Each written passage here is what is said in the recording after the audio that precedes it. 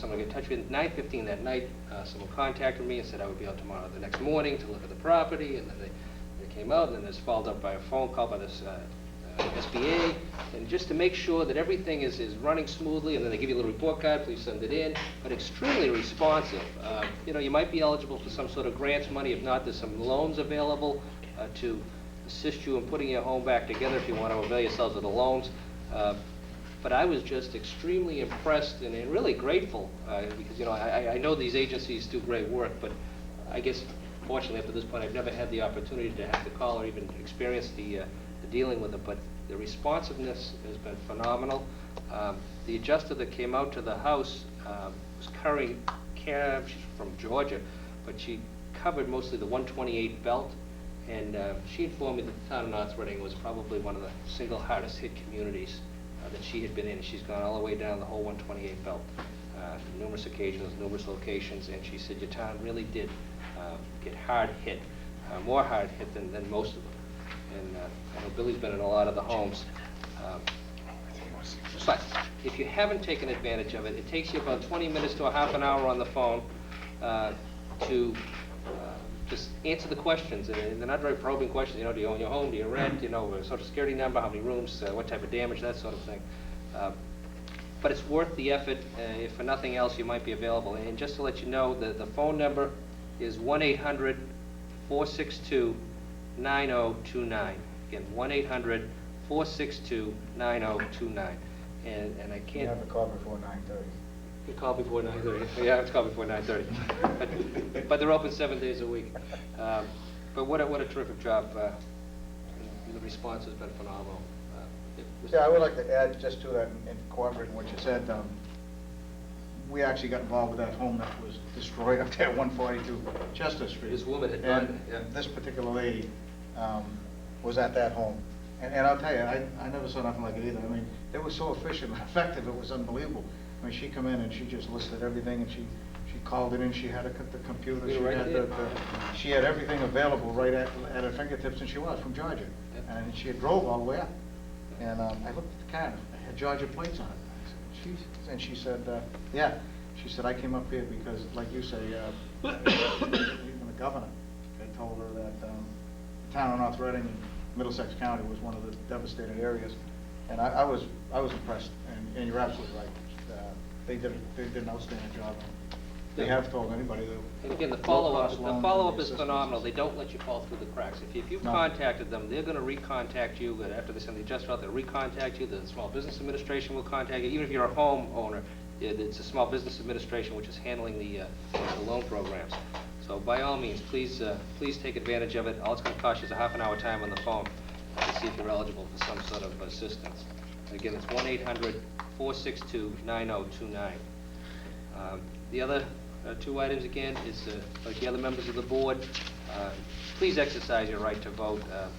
We have an awful lot of discussions and differences of opinion, and of course none of us are shy as far as expressing our opinions, but you know, it's your opinion that counts, and it's your opinion that's going to speak volumes as to how we move forward.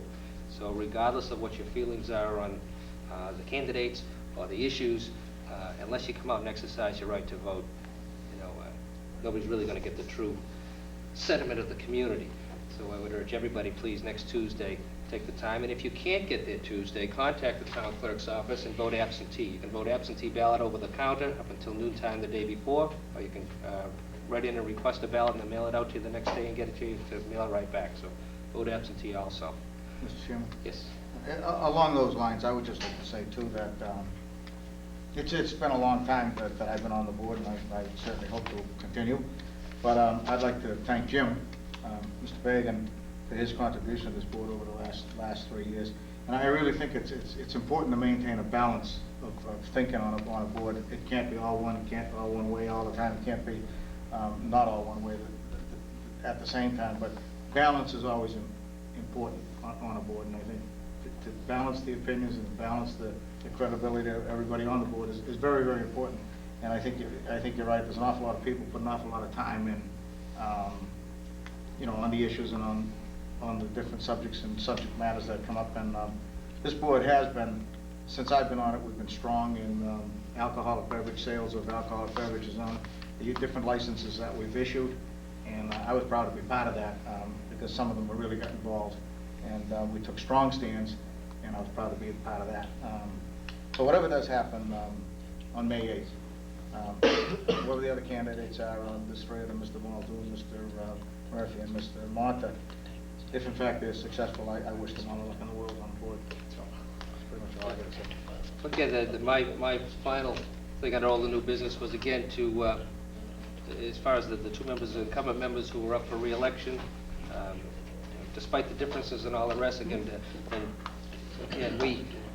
we have differences of opinion sometimes and philosophy, but again, anybody who serves on any of these town boards and committees and commissions, including yourselves, put in hundreds and hundreds of hours, and it is appreciated. It's appreciated by myself personally, and again, I've been chairman this year. I appreciate the support that everybody has shown on the board in our efforts to move things forward. Again, while we've been at log jams on certain things, we've still tried to make some sort of progress, and in other areas we have, others not so quickly as we would like.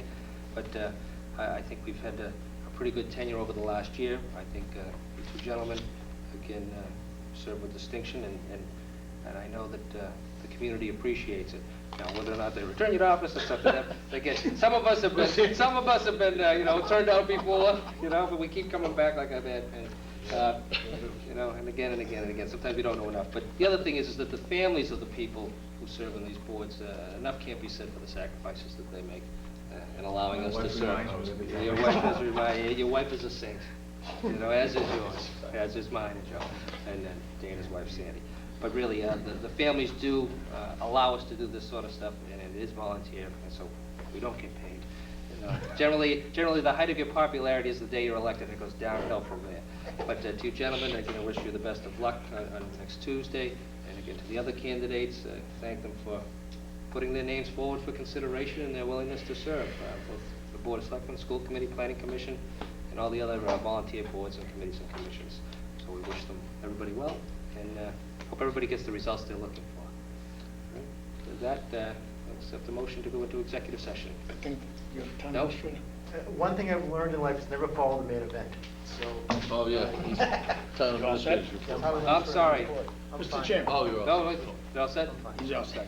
Mr. Chairman, I move to enter into executive session for the sole purpose to discuss strategy with respect to collective bargaining and to return to open session for the sole purpose of adjournment.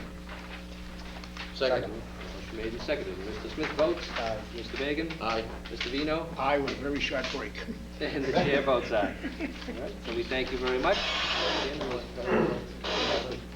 They're on a Diet Coke. Hey, Mr. Vino, We're gonna get some. I'm not a member of any of their committees there. that took over librarianship beginning in the mid-'80s, and where whole ranges of books were kind of packed up and guillotined, and there was then a recognition, and we have to point this out, that this was a mistake. Around 1993, there was protest from within the library walls saying that this is nuts. Don't cut up all these books. So the guillotining of books has dropped way, way down. But the guillotining of newspapers and of periodical volumes to microfilm continues, and more important, the scanning. The general way, and the Library of Congress is enlightened in this case and doesn't do this, but at Cornell and the University of Michigan, the way you make a good scan of a book, a digital scan, is once again by destroying the book. You don't start from the microfilm, and you don't open the book carefully and take pictures of its open pages. You guillotine it and put them